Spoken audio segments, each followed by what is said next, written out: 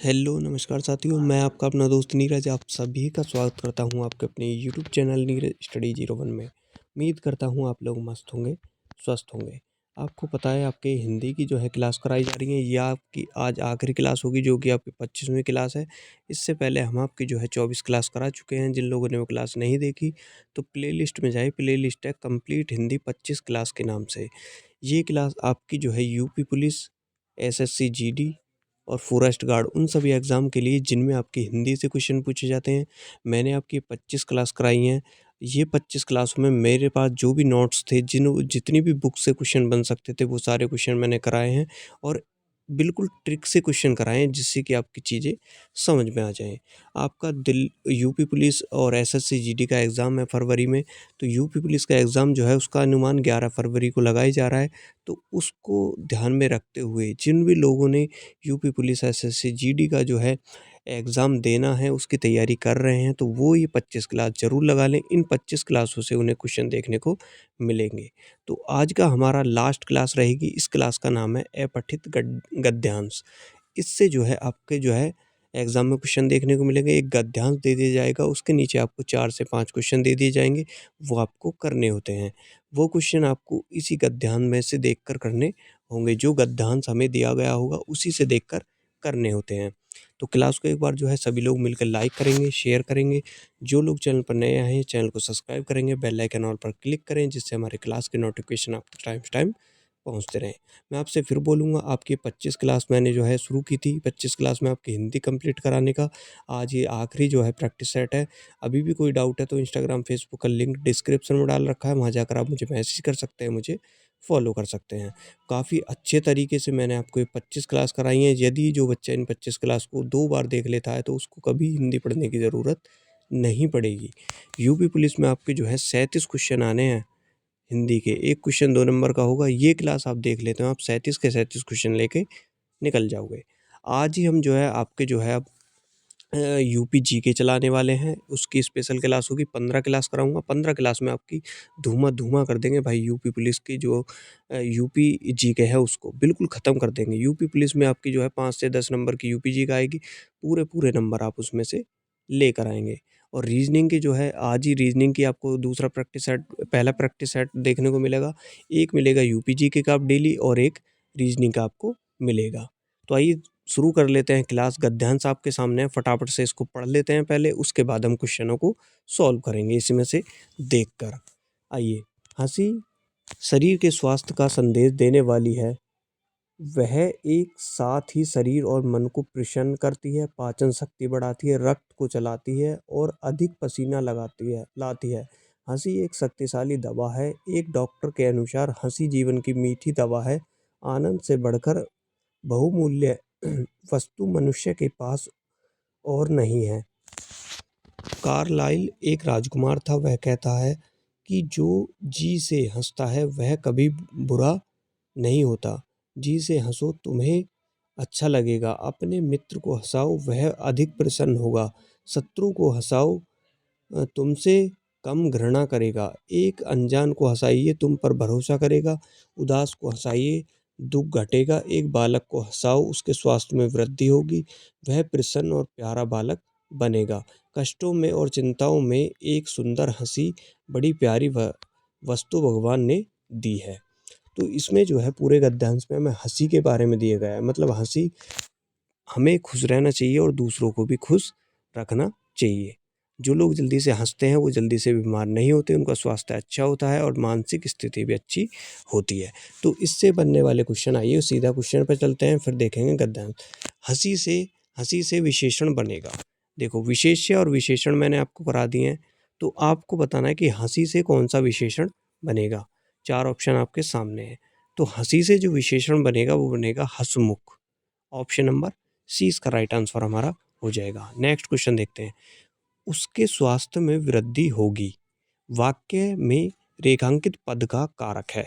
देखो, कारक मैंने आपको बहुत अच्छे से समझाए थे। कारक, कर्ता ने कर्म को कर्ण से इस तरीके से जो थे वो कारक थे, वो आपको बताने हैं। इसमें कौन सा कारक है? उसने स्वास्थ्य में वृद्धि होगी, उसके स्वास्थ्य में वृद्धि होगी।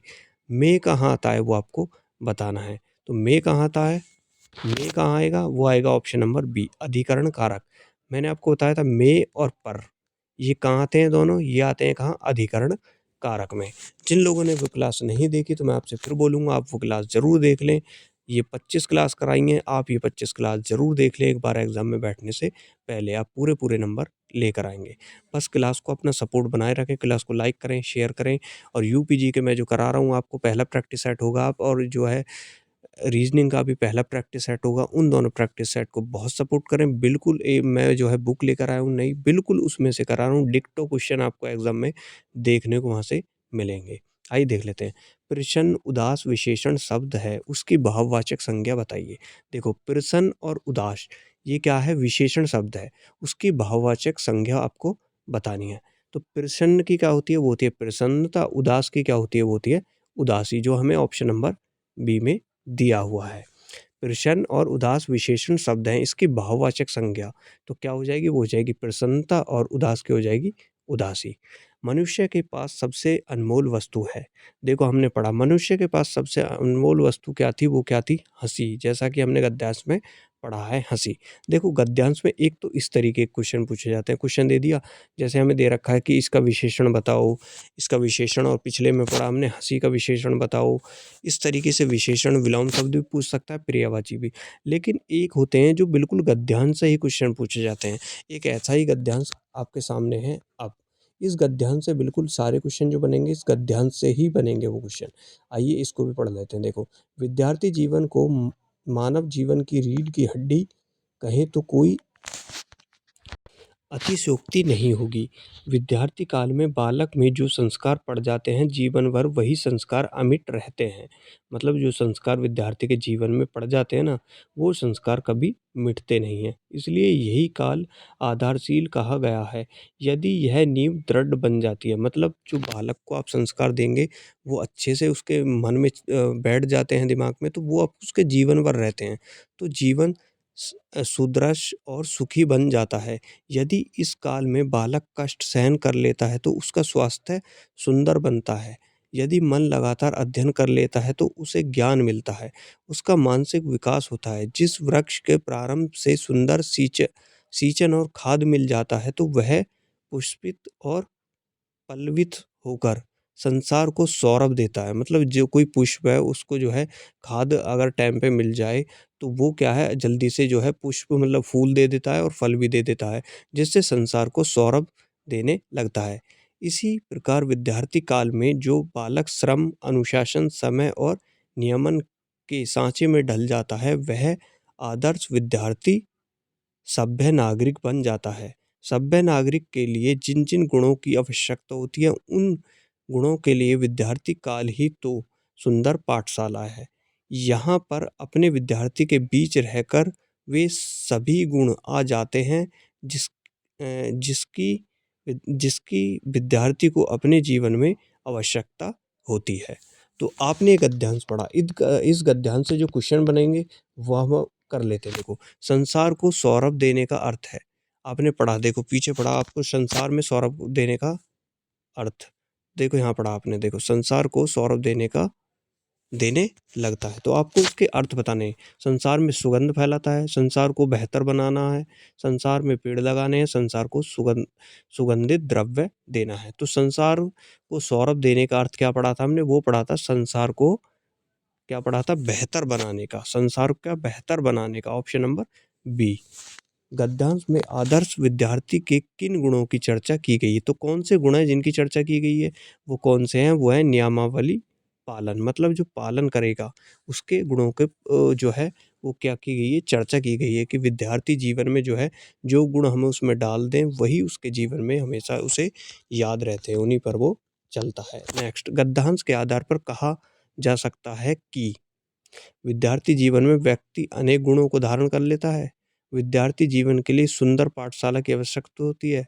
कष्ट सहन करने से सेहत बनती है। वृक्षों को सींचना पर्यावरण के लिए आवश्यक है। तो कौन सा है इनमें से सही? गद्यांश के आधार पर कहा जा सकता है कि तो क्या हो जाएगा? वो हो जाएगा विद्यार्थी जीवन में व्यक्ति अनेक गुणों को धारण कर लेता है। क्योंकि जब विद्यार्थी होता है, जो उसमें आप गुण डालोगे उनको अधिक धारण कर लेता है, उन पे ही वो अपना जीवन जो है वो चलाता है। गद्यांश में वृक्ष किसे कहा गया है? देखो ये क्वेश्चन है। गद्यांश में वृक्ष किसे कहा गया है? पेड़ को, विद्यार्थी को, जीवन को या समय को? तो पेड़ किसको कहा गया था? वो कहा गया था हमारे विद्यार्थी को पेड़ कहा गया था, उदाहरण दिया गया था, वो आपको समझाया गया था जिससे कि आपके अच्छे से समझ में आ जाए। तो वृक्ष किसे कहा गया है? वो कहा गया है विद्यार्थी को। तो ऐसे जो है गद्यांश आपके एग्ज़ाम में पूछे जाएँगे, जिससे आपके 4 से 5 जो है क्वेश्चन बनेंगे। उम्मीद करूँगा वो क्वेश्चन आप सही करके आएँगे। वो क्वेश्चन या तो ऐसे बनेंगे, विलोम बताइए इसका, इसका पर्यायवाची बताइए, या फिर ऐसे बनेंगे, विशेषण बताइए, विशेष्य, या फिर इस तरीके से बनेंगे जैसे मैंने आपको इस गद्यांश में कराए हैं। गद्यांश आपको दे दिया होगा, उसमें से आपको क्वेश्चन छाँट-छाँट के करने हैं। पहले आपको गद्यांश पढ़ना है और पहले आपको, सबसे पहले आपको जो है क्वेश्चन पढ़ने हैं। देखो आप क्वेश्चन पढ़ लोगे ना पहले, जैसे गद्यांश दिया आपको, आप उन क्वेश्चनों को पढ़ लो 4 से 5 क्वेश्चन। जैसे ही आप फिर आप उस गद्यांश को पढ़ेंगे, आपके दिमाग में तुरंत आ जाएगा, हाँ यार ये तो क्वेश्चन पूछा गया है, तो आप तुरंत उसका आंसर लगा दोगे। तो उम्मीद करूँगा सभी ने क्लास को लाइक किया होगा, शेयर किया होगा, और जिन लोगों ने चैनल को सब्सक्राइब नहीं किया, चैनल को सब्सक्राइब कर लें। ये आपकी आज आखिरी क्लास थी, आपकी 25वीं क्लास, जो कि आज हमने हिंदी की जो है 25 क्लास का जो टारगेट बनाया था, वो 25 क्लास आपकी कंप्लीट करा दी है। इसमें आपकी हमने कंप्लीट जो है हिंदी करा दी है। यदि आप ये 25 क्लास लगा लेते हैं, तो इसके बाद आपको हिंदी पढ़ने की ज़रूरत नहीं पड़ेगी। उसके बाद भी कोई डाउट है, मैंने आपको पहले बताया, इंस्टाग्राम, फेसबुक का लिंक डाल रखा है इसलिए, ताकि आप मुझे वहाँ मैसेज कर सकते हैं, मुझे जो है कुछ भी पूछ सकते हैं आप पढ़ाई से रिलेटिव। अब आपकी जो है यूपी जीके की आपको क्लास देखने को मिलेगी, रीजनिंग की क्लास देखने को मिलेगी। आपकी यूपी जीके जो है 15 दिन में यूपी जीके खत्म करा देंगे, और जो है 20-25 दिन में आपकी रीजनिंग भी खत्म करा देंगे। उसके बाद जो है आपके प्रैक्टिस सेट चलाएँगे हम। ठीक है? तो इन क्लासों को आप जो है अधिक से अधिक जो है सपोर्ट करेंगे और अधिक से अधिक लोगों को शेयर करेंगे। धन्यवाद।